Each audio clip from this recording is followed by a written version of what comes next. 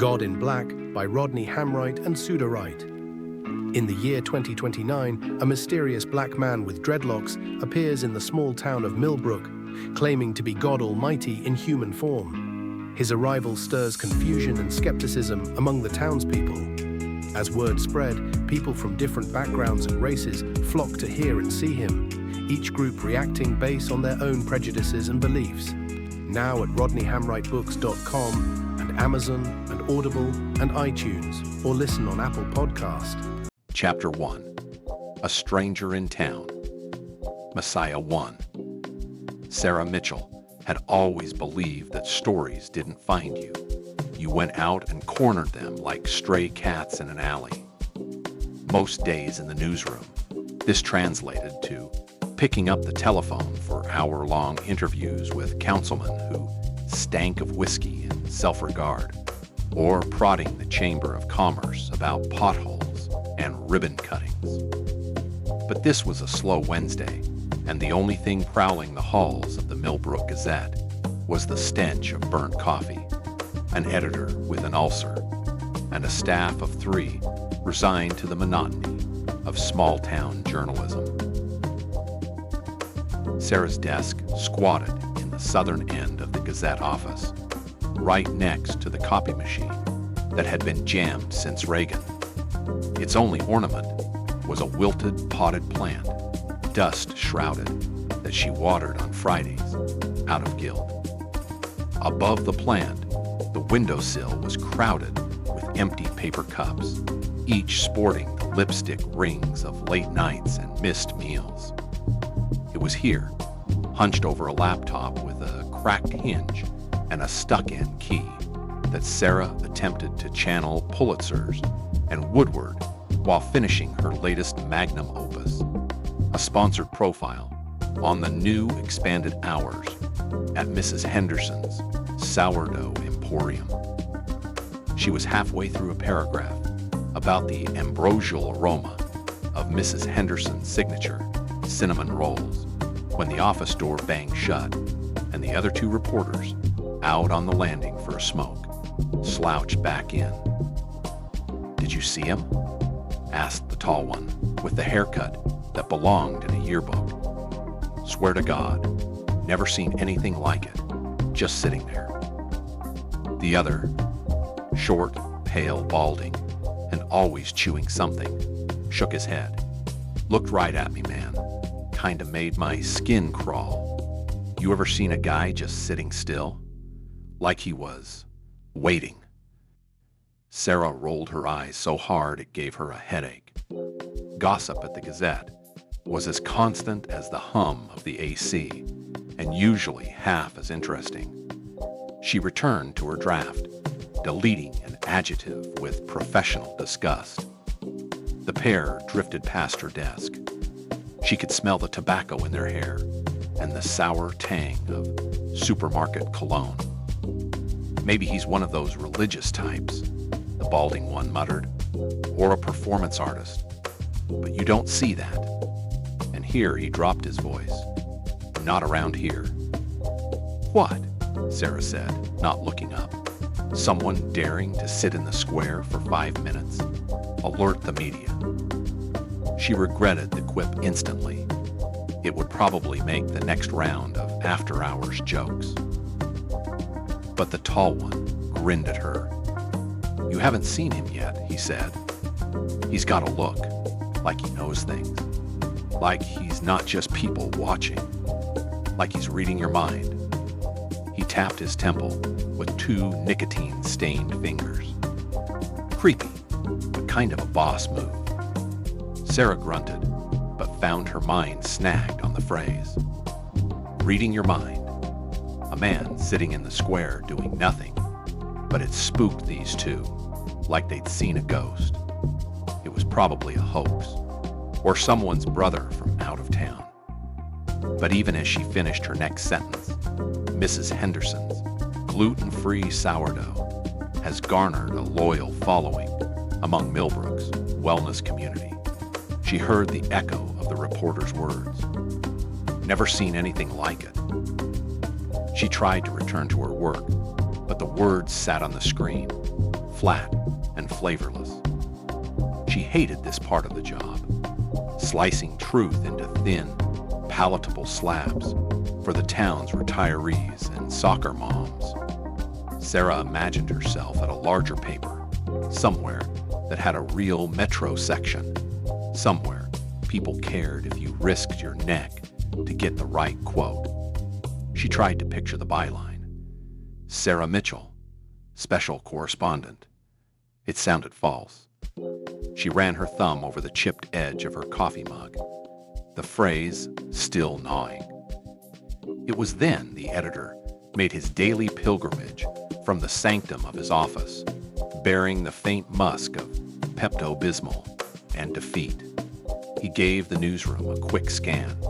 No fires, no blood, no lawsuits, and zeroed in on Sarah's monitor. Mitchell, tell me, you're almost done with that bakery fluff. She nodded, not trusting herself to look away from the screen. Just fact-checking the interview, she lied. Apparently, Mrs. Henderson's great-grandfather baked bread for the Tsar. The editor squinted. Tsar, huh? Probably a communist then. His humor was so dry, it wilted conversation. He leaned over her shoulder, and his brow furrowed. Did you see the weird guy in the square? Everyone's talking about him. Sarah, refusing to take the bait, shrugged. Probably just a drifter. Maybe. The editor eyed her for a moment, then rapped the desk with the back of his hand. When you finish with that, do me a favor. See what all the fuss is about. He glanced at the other two reporters, now loudly debating the ethics of eavesdropping, and rolled his eyes. You're the only one here who still has a nose for a story. She should have felt pride, but instead, it lodged in her chest like a splinter. The bakery piece wasn't due until morning, and every minute she spent away from it risked an angry email from Mrs. Henderson, or worse, her PR consultant. But the words on the screen bored her senseless, and there was something about the way the editor had said, "Weird guy," as if he knew she'd go, even if he hadn't asked. Sarah closed her laptop with a click, slipped her battered notebook into the messenger bag, and reached for her coat. The window above the plant cast a glare across the newsroom, and for a second, she caught her reflection. Pale, eyes ringing gray, mouth set in a line of perpetual skepticism. She looked, she thought, like a woman who'd lived on caffeine and skepticism for the past decade, which wasn't far from the truth. The balding reporter nodded as she passed. If you find out he's an alien, you owe me a Coke. Sarah, halfway out the door, didn't bother to respond. Instead, she stepped into the hallway, letting the murmur of the newsroom fade behind her. The stairs down to the street were cold and creaked under her boots. On the landing, she paused, breathing in the thin air that smelled faintly of copier toner and winter. For a second, she hesitated. She could go back in, bang out the bakery piece, and have an early dinner for once. No one would blame her. But then she remembered what she'd told herself years ago, fresh out of J school, trembling at her first crime scene. If you're not chasing the truth, you're just taking dictation.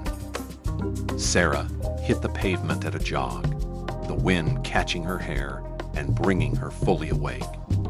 She was a reporter, and there was a story in the square, something weird, maybe something worth chasing. The bakery could wait. She crossed Main Street, feeling her pulse sharpen as she neared the old town square. Even from a block away, she could sense a change in the air, a subtle vibration, a tension. People lingered on the corners, eyes drawn toward the gazebo at the square's center. Nobody moved with purpose. They clustered in pairs and threes, hands stuffed in pockets, whispering and glancing sidelong. Sarah slowed as she reached the outer edge of the square, scanning the scene with practiced detachment. Somewhere in this setting was the story. She just needed to see it. And there, on the bench beneath the bare limbs of the sycamore, he sat, the man who had derailed her Wednesday. He was tall, easily 6'2", with dreadlocks, and wore a faded canvas jacket that looked older than the town itself. His skin was a deep, unbroken brown that caught the afternoon light in a way that made him seem sculpted from some impossibly dark wood. He sat with his back impossibly straight, hands folded in his lap, gaze fixed on the horizon. Sarah watched him for a long minute, waiting for some sign of movement, but he remained utterly still, as if he had been carved into the world rather than born into it. Around him, the crowd orbited at a safe distance.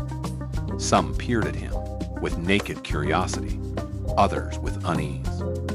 A boy on a skateboard circled once, twice, before hurling himself down the sidewalk and out of sight. Sarah pressed her notebook to her chest, feeling the old jolt of adrenaline that always preceded the approach. She closed her eyes, summoned her reporter's calm, and crossed the square. Whatever this was, she'd find out.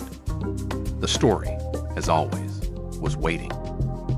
Messiah 2, Millbrook Town Square, at midday, typically belonged to the Pigeons and a pair of pensioners who played chess by the gazebo, come rain or shine. Today, the normal geometry of the square was distorted. The old men had retreated, and a broad, uneven ring of onlookers had formed, all fixed on a single point of gravity at its heart. Storefronts reflected the gathering in their windows, and cars crawled past with drivers craning for a better look, engines idling like uneasy animals. Sarah's approach was methodical. She paused at the crosswalk, observing the mass of bodies from the perimeter. Most of Millbrook's residents, dressed for comfort or necessity, puffer vests, faded hoodies, steel-toed boots, worn smoothly at the heel. Today, more than a few had made the effort to appear presentable, as if the man in the center were a visiting dignitary or the advance scout for something epic. There were teachers from the elementary school, clerks on break from the grocery, the insurance agent who ran 5Ks for charity and wore the t-shirt for every single one. Even the mayor's wife, her face frozen in the same polite half-smile she reserved for parade duty, stood with her arms crossed and her head cocked. The crowd was not a crowd in the ordinary sense. It had no chant, no signage, no ringleader. Instead, it was a congregation of question marks, bodies straining forward for some cue as to how to behave. Half of them looked away the instant Sarah caught their eyes. The other half, she suspected, would go home and tell their spouses they'd always known something like this would happen in Millbrook. Sarah elbowed gently through the outermost ring, notebook clutched to her chest, and caught bits of conversation. Speculation about whether the man was homeless, a cult leader, a celebrity gone to seed. One teenager in a band hoodie whispered, "He's not even on his phone," as if this alone set him outside the species. She checked her own phone for missing calls or urgent emails, then silenced it and slipped it deep into her bag. Professionalism meant never being distracted at the moment of impact. The gap between Sarah and the bench closed in increments. The air was crisp, tinged with the metallic promise of snow, and she felt the crowd's attention shift subtly, the way a flock of birds will all turn their heads at the same time. She could see him clearly now, tall, long-limbed, the sort of body you expected to see in a church mural. His jacket was unzipped, revealing an earth-toned shirt that fit perfectly across his shoulders. Not expensive, just clean and chosen, with the eye of someone who didn't need to stand out to be noticed. He sat so still that, for a heartbeat, Sarah thought he was asleep. Then, she caught the movement of his eyes, scanning not the crowd, but the space above their heads, as if reading some script in the clouds. His hands were open, palms upward, knuckles prominent and scored with scars that looked more like memory than injury. Sarah hesitated before stepping into the final, invisible barrier that separated curiosity from confrontation. The others in the square seemed relieved to have someone designated to break the tension, the way a group of children might elect a champion to ring a stranger's doorbell. She squared her shoulders, wiped a smudge from her glasses, and tried to summon the warmth she reserved for church bake sales and city councilmen. She walked up to the bench, careful not to tower over him. "Excuse me," she said, the voice she used for interviews and parking tickets. "Do you mind if I ask what brings you to Millbrook?" The man lifted his chin, the motion slow and deliberate. His eyes met hers, and Sarah had the fleeting sense of standing on the edge of a roof, one step from falling, the world split wide open below. His gaze was neither hostile nor inviting. It simply was, as if he had always known she would come, and that the entire exercise was a formality. He did not smile. Instead, he said, "I've been waiting for you."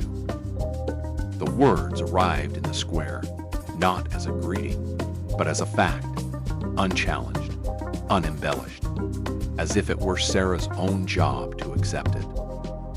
She flinched, not visibly, she hoped, but enough to send a static prickle down the length of her arms. The notebook almost slipped from her fingers. She squeezed it hard, felt the spine dig into her palm. She tried to recover, clearing her throat. "That's funny," she managed. "I usually have to call ahead for interviews." The man blinked once, then looked past her to the crowd. "They're afraid," he said quietly. "Not of me, of the question." Sarah bristled, defensive, but also disarmed. "What question?" He gestured, an open palm sweep of the square, the benches, the people. "Why am I here?" It was, she realized, a good question, one she'd intended to ask herself after she'd confirmed his name, residence, and relevance. But she found herself at a loss, suddenly, for the scaffolding of professional inquiry. She checked her notes, blank page, waiting for the first ink. "I'm Sarah," she said, not sure why she'd abandoned the script. "I'm a reporter for the Gazette." He regarded her as if reporter were an unfamiliar species. Then, quietly, "I know." The breeze picked up, and she noticed a tremor in her own hand, the sort that only appeared after a second cup of coffee or a first taste of adrenaline. She pressed her thumb into the notebook to anchor herself. "My name is Emmanuel Bishop," he said. Sarah wrote it down immediately, the motions automatic. "And are you from here, Mr. Bishop?" He shook his head, a single, slow denial. "I've never belonged anywhere," he said, with a strange lack of self-pity. "But I'm here now, and that's what matters." Sarah bit down on the urge to ask what that meant, what here was to a man with no hometown. Instead, she glanced at his hands, the calluses, the way he seemed perfectly balanced on the bench despite the winter chill, not shivering, not even tense. At ease in a way, no one else in the square could manage. "You've attracted quite the crowd," she said. He laughed once, so low it was almost a cough. "People will always gather around what they can't explain." Sarah scribbled the quote, but her mind kept circling back to that first phrase. "I've been waiting for you." She tried to remember if she'd ever seen this man before. At the grocery, on Main Street, even in a mug shot in the back pages. Nothing. She was certain he would be memorable. She decided to push. "Did you come to Millbrook for someone in particular?" She glanced at the crowd. "Or is this a public event?" He paused, a second longer than necessary, then shook his head. "I'm not here for them." She felt the chill again, sharper now, running up her back and along the ridge of her scalp. She took a careful breath, feeling the weight of the eyes behind her, everyone waiting for her to decipher the enigma. "Who are you waiting for, then?" she asked, a little softer this time. This time, he did smile, not with his mouth, but with his eyes. Deep, liquid brown, a kind of tired amusement in their depths. "Isn't that your job to find out, Ms. Mitchell?" Sarah's mouth went dry. She hadn't given her last name. Before she could marshal her next question, he stood, slowly, with a fluid grace that seemed to redistribute the focus of the entire square. He looked at her, then at the crowd, and then back again. "Will you tell them what you see?" he asked, almost gently. Sarah wanted to say yes, to claim the mantle of objectivity.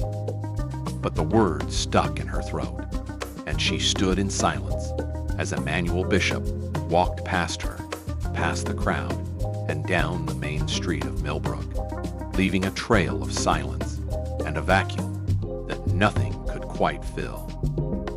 Only when she realized she was shivering did Sarah exhale, slow and steady, and jot the moment in her notebook. She looked up, but the crowd was already dispersing, each person melting away as if the spell had lifted. She felt the gaze of the town square settle back into its normal dimensions. But the question, like the echo of footsteps on frost, lingered. Why was he here? And why did he say he'd been waiting for her? Messiah 3. It took Sarah a full minute to steady her breath. She lingered by the edge of the square, pretending to jot notes, but her hand shook enough to create a minor Richter scale event across the page. From the corner of her eye, she watched Emmanuel Bishop glide down Main Street, not hurrying, not pausing to check whether she followed. He walked as if each step was a small, private ceremony. She squared her shoulders. This was her job, after all, to chase what wouldn't be caught by ordinary means. She slipped her notebook into her bag, exhaled a thin ribbon of vapor, and trailed after him. The crowd had dissipated in the way all crowds did, suddenly, as if a silent alarm had sounded. The square felt oddly emptied, the slackening of communal interest leaving Sarah with the sensation of having been singled out. She followed Emmanuel at a measured distance, catching up as he rounded the corner by the hardware store and settled onto a bench overlooking the frozen pond in Riverside Park. He waited. Not a muscle twitched, not a knee jiggled. It was patience that seemed outside of human capacity, some ancient mechanism winding down to its last tick. Sarah took her time crossing the park. She rehearsed her questions, edited out the tremor in her voice, and resolved not to let him dictate the tempo. She was the one with the byline. She had authority, even if it was written on cheap newsprints, and often used to pad out columns between the advertisements. She approached the bench, stopping a polite 3 feet away. "Do you mind if I ask you a few questions?" she said, her tone clipped and formal. Emmanuel Bishop turned to face her, the movement precise but unhurried. "I told you," he said. "I've been waiting." Sarah ignored the goosebumps, crawling up her arms. She took a seat at the far end of the bench, leaving an expanse of weathered wood between them, and readied her pen. She started with the basics. "Where are you from, Mr. Bishop?" He considered this. "Everywhere and nowhere. I was born. That's all I can say for certain." She stifled a groan. "Do you have family in Millbrook?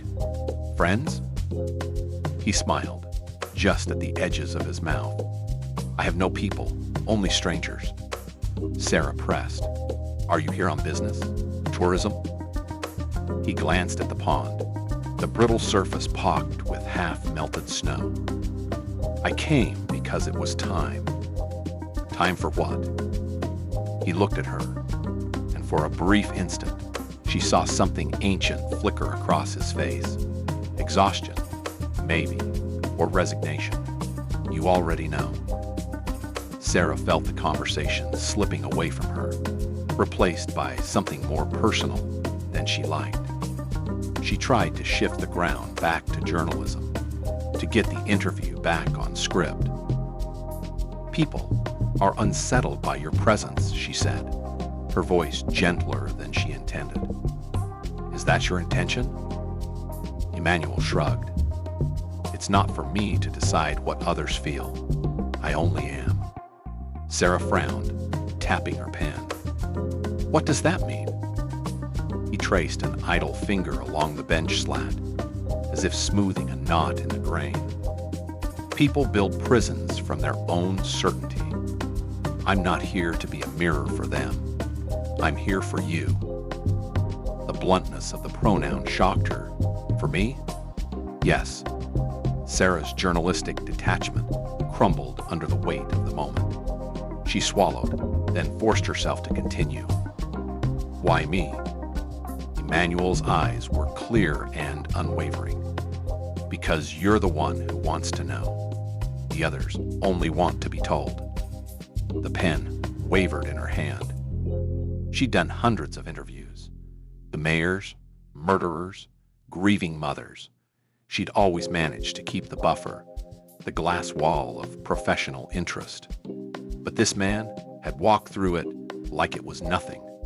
She felt exposed, as if all the questions were being asked of her instead. She resorted to the facts, the old fallback. "Can I ask how you injured your leg?" He didn't look down.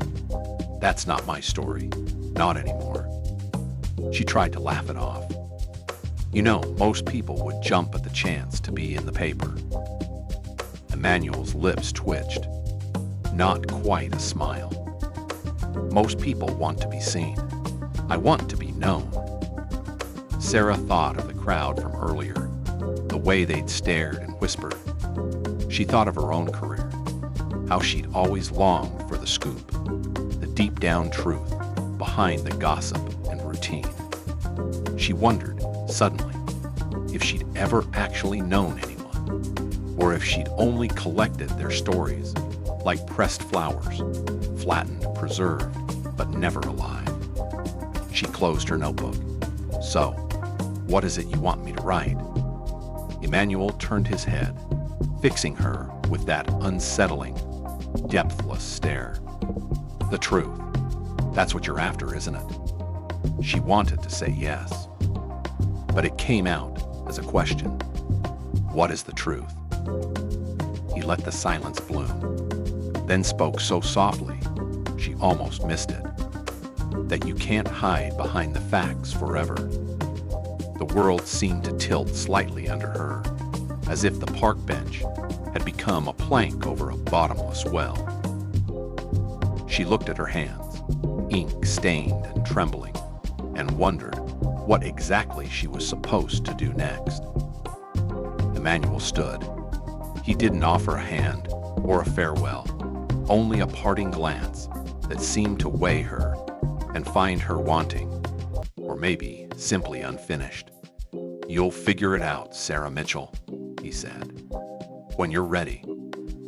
She watched him go, walking with that lopsided, deliberate gait toward the far end of the park, until he was just a dark silhouette against the pale afternoon. Sarah sat on the bench until the sun dipped behind the water tower, her notebook open on her knee, her mind full of words she didn't know how to arrange. For the first time in years, she didn't know how the story would end. She only knew it started with a man who claimed he'd been waiting for her, and a question she couldn't quite name. God in Black by Rodney Hamright and Suda Wright. In the year 2029, a mysterious black man with dreadlocks appears in the small town of Millbrook, claiming to be God Almighty in human form. His arrival stirs confusion and skepticism among the townspeople. As word spread, people from different backgrounds and races flock to hear and see him, each group reacting based on their own prejudices and beliefs. Now at rodneyhamwrightbooks.com and Amazon and Audible and iTunes, or listen on Apple Podcast.